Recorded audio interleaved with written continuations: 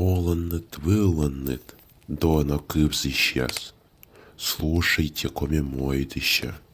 В стародавние времена коми были язычниками и поклонялись многим богам.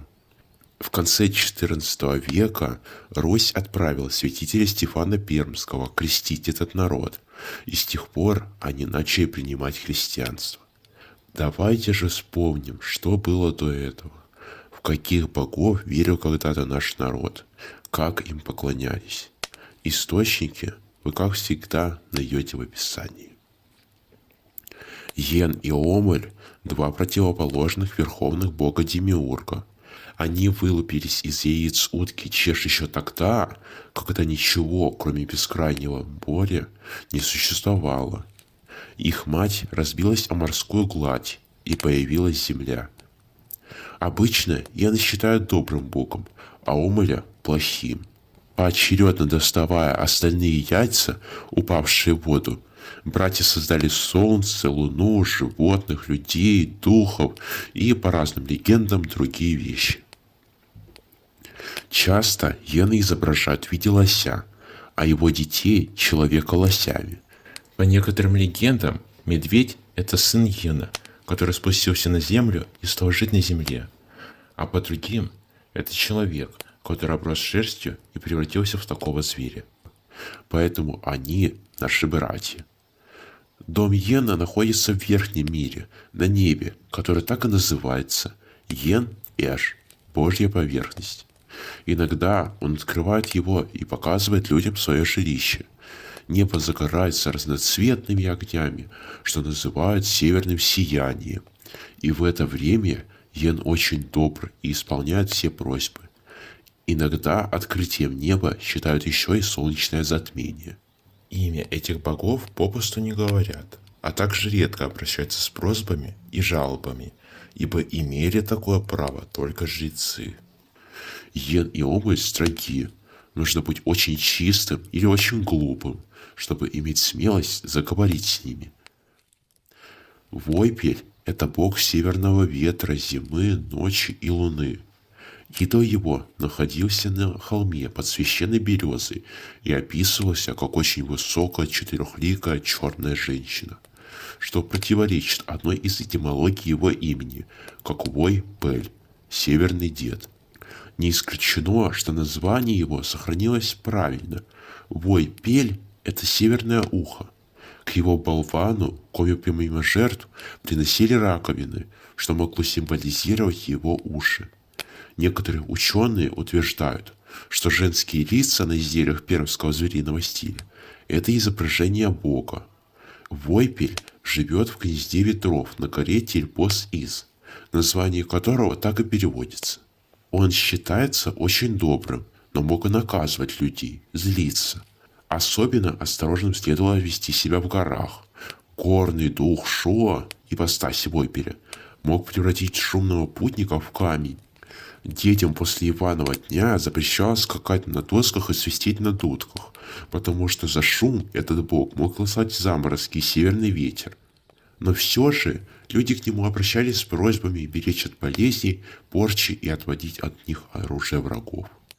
Йома – дочь Йена.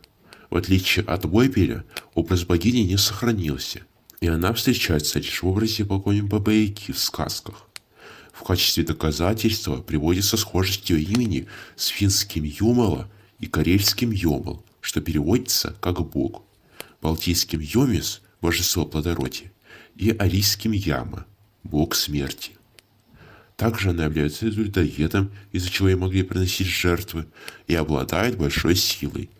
Она живет в лесной избушке, вросшей в землю, и является одной из покровителей леса, воды, злаков и женских ремесел. Является женой либо мамой Гундара и иногда имеет дочь, хотя считается прародительницей всего человеческого рода. Зарни-Ань является идолом в виде старухи с ребенком, известным по записям путешественников из летописи. У Коми нет ни одного упоминания о подобном божестве, но можно предположить, что этот истукан посвящен самой Йоме, ибо она является дочерью Йена, и от нее пошел человеческий род. Некоторые ученые нередко упоминают ее в научных трудах, как древнее коми-верховное божество, символ плодородия и благополучия, опираясь к единственному первоисточнику – тексту Никоновской летописи. Шурма, этот бог, известен лишь по одной легенде, в которой он достаточно подробно описывается. Вот как кратко пересказывал ее Николай Дмитриевич Конаков. Далеко-далеко на востоке жил народ, который поклонялся Шурме и приносил ему кровавые жертвы. Кровожадный бог требовал жертвовать ему каждую неделю 2 мальчиков, 2 девочек и 3 овец, за что он обеспечивал людям благоденствие. Никто не пахал, не сеял, а все само родилось. Однажды жертвы не были принесены, и разгневанный Шурма наслал на людей своего ворона.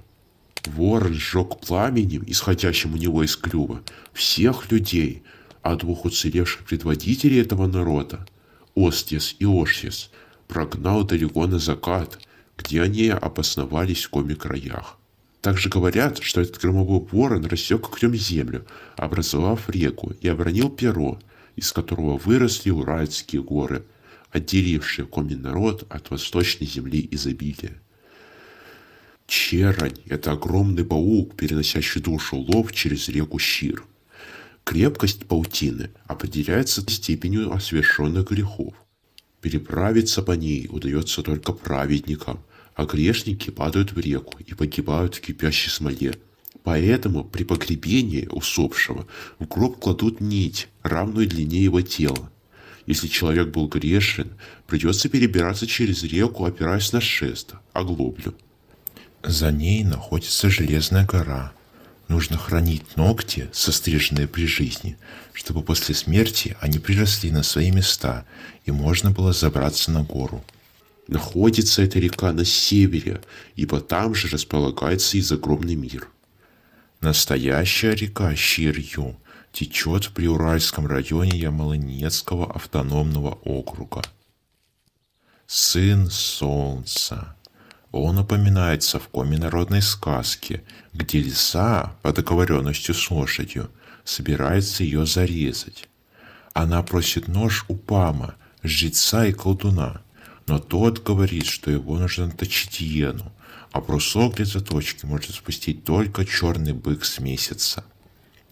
Побежала лиса на высокую гору, оттуда забралась на тучу, поднялась к ясному месяцу, просит: «Месяц, месяц, отпусти своего быка, точильный брусок с неба втащить, Памов нож наточить, лошадь зарезать, меня, лису, до отвала накормить».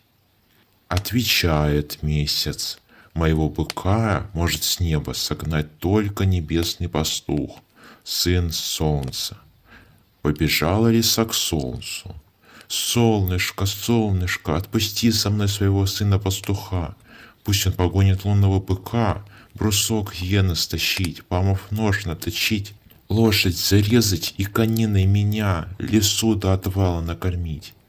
Отвечает солнце: «Не пойдет мой сын, пока не напьется заячьего молока». Дальше главная героиня проделывает еще пути, пока наконец не приближается к цели. Лисица наполнила подойник молоком зайчихи и напоила солнцева сына. Солнцем сын-пастух пригнал лунного быка.